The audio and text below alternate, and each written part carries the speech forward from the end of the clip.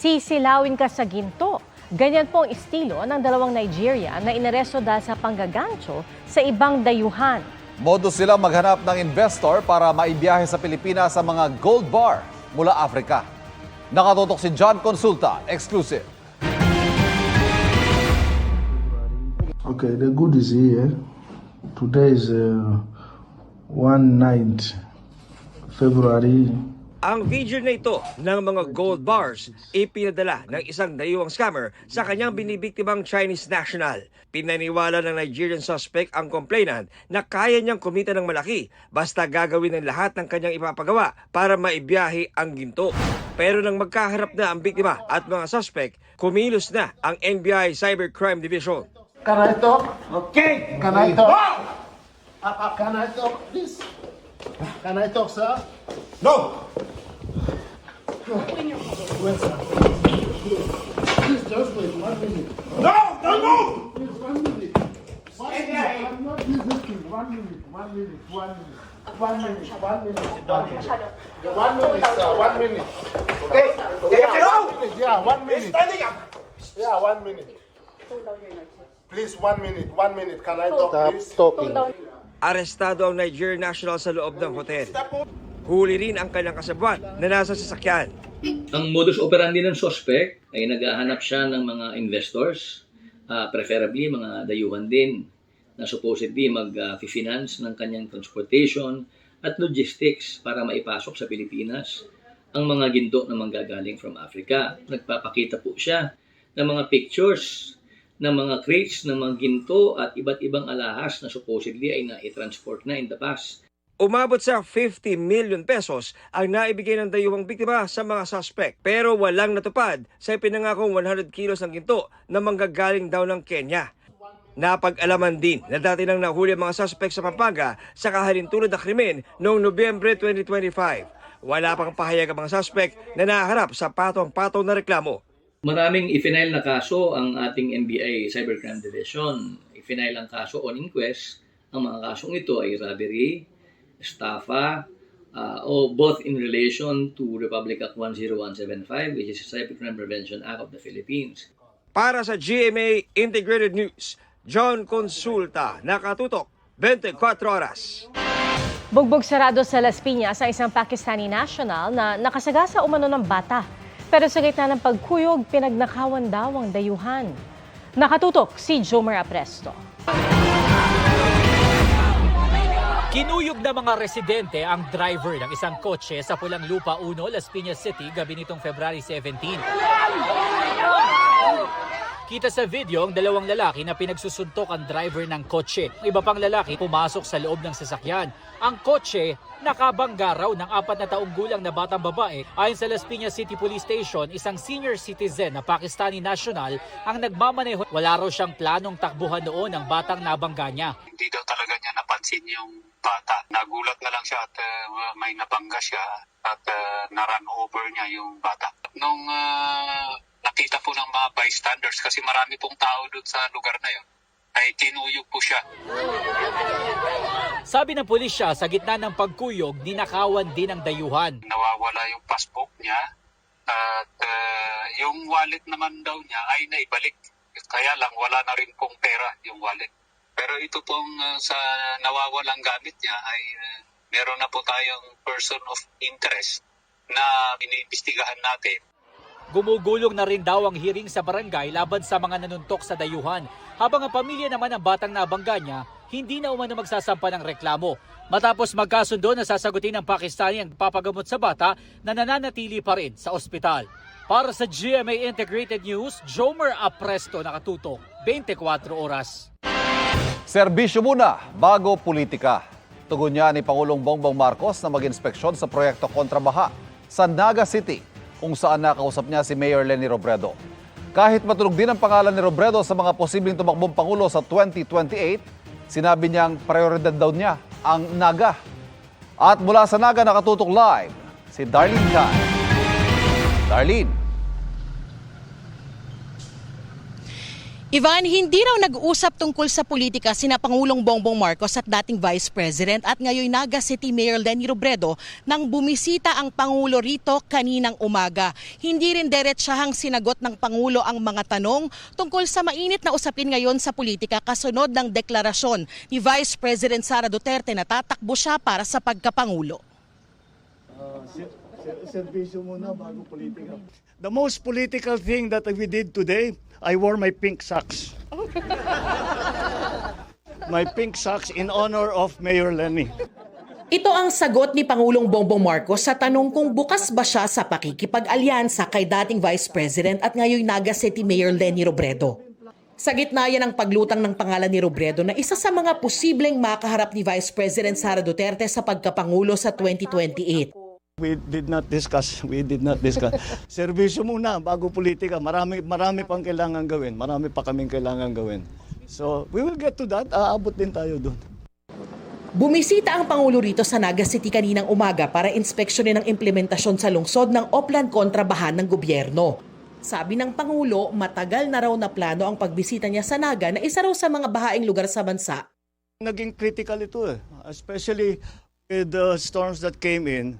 Then I already instructed Sec Vince and Sec Ping to look at the situation here. Because, we know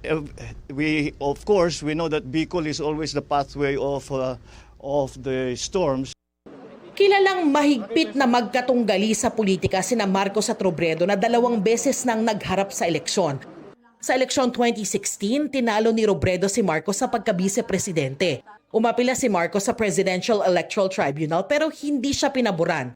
Nang magtapat naman sila sa pagkapangulo noong eleksyon 2022, higit doble ng boto ni Robredo ang nakuha ni Marcos. Itong pagkikita nila sa Naga ang 2 beses na nagkasama sila matapos ang 2022 elections. Huli silang nakitang magkasama ng pasinayaan ng Sorsogon Sports Arena noong October 2024. Nauna nang sinabi ni Robredo na tiyak siyang hindi pag-uusapan ng politika sa pagbisita ng Pangulo sa Naga. Siguro hindi maiiwasan na bigyan ng kulay politika, pero wala talaga. Ito programa ng national government. In fact, hindi lang naman ito sa Naga. Isa lang kami sa mga sites na nasa pilot areas. And ang alam ko, pinuntahan ni Presidente yung mga sites. Pero diretsahan pa rin tinanong si Robredo kung iniisip niyang tumakbo sa pagkapangulo sa 2028. Ako, hindi ko pinoconsider pag-usapan yung political research. Kasi ang dami ko pang trabaho gagawin. Uto ko lang, at mayor, di pa ka 1 year. Para pag-usapan yung 2028, parang disservice naman sa mga tao. Matipid naman ang sagot ni Pangulong Marcos nang hinga ng reaksyon sa anunsyong pagtakbo sa Pangulo ni Vice President Sara Duterte. Nothing really. That's her choice. Again, Hindi na rin siya tumugon sa kahandaan ng kapatid na si Senadora Amy Marcos na maging running mate ni Duterte sa 2028. Ivan, agad ding umalis ang Pangulo matapos ang inspeksyon kaninang umaga pero sigurado raw na babalik siya rito para kumustahin at inspeksyonin ang usad ng Oplan kontrabaha at para sa rehabilitation ng Maharlika Highway. Yan ang latest mula rito sa Naga City. Ivan? Maraming salamat, Darlene Kai. Huwag matakot magsumbong. Yan po ang apela ng Office of the Ombudsman sa publiko sakaling may makitang mali sa mga proyekto ng gobyerno. At kasabay po nito ay nilunsad ang isang website na layong bantayan ang iba't ibang mga infrastructure project. Nakatutok si Bernadette Reyes. Kita na ang malalaking bitak sa flood mitigation structure na ito sa Barangay Mohon sa Arevalo, Iloilo City na January 2025 pa lang sinimulang itayo. Sabi ni Barangay Chairman Rico Francis Acap, mga residente na raw mismo ang nagtali sa mga nagkabitak na bahagi para hindi lumaki ang sira at para ipamuka sa DPWH ang kapalpakan sa proyekto. Sinubukan ng GMA Regional TV na hingan ng komento ang DPWH Iloilo City District Engineering Office at ang contractor ng proyekto na St. Gerard Corporation pero wala pa silang tugon. Sa mga ganitong insidente, payo mismo ng Office of the Ombudsman sa publiko, huwag matakot magsumbong. Tutulungan po namin kayo kung sino man po ang nagreklamo na mangalap ng ebidensya para suportahan at eventually to file it before preliminary investigation and administrative adjudication. Huwag po kayong matakot magreklamo. Tiyempo sa ika-40 anibersaryo ng EDSA People Power Revolution ang paglulunsad ng BISTO proyekto na humihikayat sa publiko na isumbong ang mga makikita nilang mali sa mga proyekto ng gobyerno. Sa pamamagitan ng BISTO proyekto, kahit sino maaaring magreklamo ng mga napapansing irregularidad kaugnay ng mga flood control projects ng DPWH sa buong bansa. Kailangan lang magtungo sa bisto.ph na website. In-engage po natin ang tulong ng civil society upang sa ganun po matiyak natin na kada pisong ibinabayad ng tao galing sa buwis nila ay napupunta sa tamang proyekto. Yung suporta ng publiko ang bubuhay dun sa karapatang mag-inspeksyon, dun sa right to inspect. Kasi kung hindi nila gagamitin yon, di syempre wala rin pupuntahan. Hiling lang ng ilang sektor, huwag sanang ngingas-kugon ang proyekto. Hope ko sa prosesong to ay hindi sana siya leadership-driven. Na kapag nagpalit na ng mga leader sa ahensya, mawawala na. Once the results are determined and discovered, we hope that the government agencies will respond. If there are both government officials and contractors who are found to have committed crimes, I think they should be prosecuted. Para sa GMA Integrated News, Bernadette Reyes, Nakatutok, 24 oras. Grabe, ramdam namin dito yung init. Nagliyab ang isang modern jeepney sa gitna ng daan sa Dagupan City kagabi. Bago yan, kita sa CCTV na bigla itong umusok. Saka sumiklab ang apoy. Naapula ito kalaunan. Lumalabas na nagkaberya ang jeep habang bumabiyahe patungo sa city proper. Ligtas ang lahat ng pasahero. Batay sa paunang investigasyon, posibleng nagsimula sa fuse box ang apoy. Sinisika pa ng GMA Regional TV na makuhang pahayag ng driver at operator ng modern jeep. Kasunod ng kabi-kabilang pagbaha sa ilang lugar sa Mindanao, umapila ang isang kongresista. Natapusin na ang mga proyektong pananggasana sa baha. Sa isang bayan sa Davao de Oro, may flood control project nga, pero nakalusot pa rin ang tubig mula sa ilog. Nakatutok si John D. Esteban ng GMA Regional TV. Halos mabura ng baha ang mga taniman sa Nabunturan, Davao de Oro.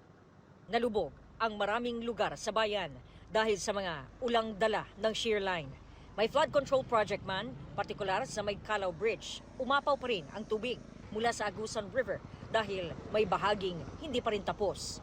Umapila si Davao de Oro 1st District Representative Maricar Zamora sa national government na mabigyan ng pondo ang mga kinakailangang flood control projects sa kanilang distrito.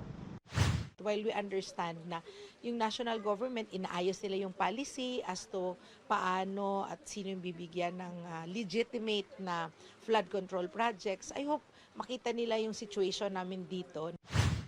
Sa Barangay Rizal, sa Moncayo, Davao de Oro, landslide ang naminsala. Ikinamatay ito ng 2 anak at asawa ni Jobilin na naghahanap buhay sa Davao City na mangyari ang trahedya. Ganito na ang itsura ng bahay ng magkakaanak na namatay dahil sa landslide. Wasak na wasak yung kanilang bahay. Sa bahaging ito, nahukay yung mga labi sa tulong na rin ng kanyang mga pinsan. Nagpapahirap sa responde yung kapal ng lupa na nasa 2 meters. Nagdag pa yung pagbuhos ng ulan. Ang kamagwangan jud ma'am, mao ni nga plastada ma'am na iyang ulo diri. Ana siya diri na iyang tiil diha kana diri unya ang manghod pod nga nakalot diri. Kani nga side ma'am, nagkuan gyapon siya og kanang unsa ni kanang habol ug unlan nya ang amahan diri. Nasira rin sa pagguho ang bahay ni Rodelio. Karon nabakwit may sa barangay. Dito meron gikuan man dire. Di na jud pwede nga puy-an ma'am kay kana ma'am, mao na sila nga kanit da ma'am. Posible nga kung mopuyo pa med dire mobigay na. Nasa evacuation center ang mga apektadong residente na binigyan ng DSWD at mga lokal na opisyal ng ayuda. Sa bayan naman ng Montevista, sa tabing kalsada na Malagi, ang mga residenteng natatakot na biglang tumaas ang tubig sa Manat River. Mataas pa yung level, yung worries natin, it's because saturated na yung soil natin ngayon. No? So yung mga steep slopes, medyo saturated na rin yung lupa. And based on our forecast outlook, meron pa mga series of rain showers and thunderstorms maybe the few days from now. Para sa GMA Regional TV at GMA Integrated News, John D. Esteban, nakatuto 24 oras. Isang pagtitipon at concert ang idinaraos ngayon sa Quezon Memorial Circle bilang pagunita sa ika-40 anibersaryo ng People Power Revolution. At nakatutok doon live si Mav Gonzalez. Mav? Pia, daang-daang katao nga ang nandito ngayon sa Quezon Memorial Circle para sa paggunita ng 40th anniversary ng People Power Revolution. Awit at aksyon kontra korupsyon. Iyan ang tema ng kick-off concert ngayong gabi dito sa Quezon Memorial Circle bilang paggunita sa ika-40 anibersaryo ng People Power Revolution. Inorganisa ito ng Mayors for Good Governance at Kaya Natin. Lahat ng artist at performer ngayong gabi ay volunteers. Kabilang sa kanilang OPM band The River Maya, GMA Records artist Jano Gibbs, Showtime host Ogie Alcacid, at The Clash Season 6 runner-up Chloe Redondo. Bukod sa performances, ilang beses din tinalakay sa programa ang paglaban sa korupsyon. Ayon dun sa isa sa mga organizers na galing sa Mayors for Good Governance na si Mayor Webster Letargo, ay mas gusto raw talaga nila na maramdaman yung kabataan at maipasa sa kanilang henerasyon yung mga kumilos noong 1986 para sa pagbabago. Pia, sa ngayon ay magsisimula pa lang yung main concert. Libre ito at magtatagal hanggang alas 9 ng gabi. Pia? Maraming salamat, Mav Gonzalez.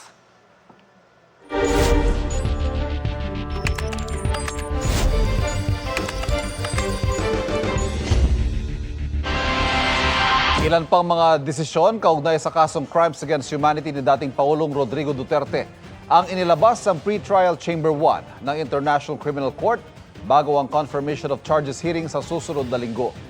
Nakatutok si Darlene Kai. 3 araw bago ang confirmation of charges hearing ni dating Pangulong Rodrigo Duterte para sa kinakaharap na Crimes Against Humanity, tinanggihan ng ICC Pre-Trial Chamber 1 ang hiling ng depensa na atasan ng prosekusyon na magsumite ng ikalawang bersyon ng DCC o document containing the charges at pre-confirmation brief na may mas kaunting redactions. Ang hiling kasi ng depensa mas maisagawa sa public session ng confirmation of charges. Maisa publiko ang mga partikular na impormasyon tungkol sa ilang testigo at ideklara kung natukoy ang kinaroroonan at kung pumayag ang ilang saksi na humarap sa paglilitis. Bagaman sinabi ng Chamber na may batayan ang isinusulong ng depensa sa pagiging bukas at transparent ng pagdinig, hindi pa rin daw ito lubos o absolute. Ayon sa Chamber, kailangan pa rin daw na protektahan ang kaligtasan ng mga testigo, gayon din ang kanilang physical at psychological na kalagayan, maging ang kanilang dignidad at privacy. Iginit din ng Chamber na ang bersyon ng DCC at PCB na may kaunting redactions ay sapat na para maunawaan ng publiko ang krimeng isinasakdal sa suspect.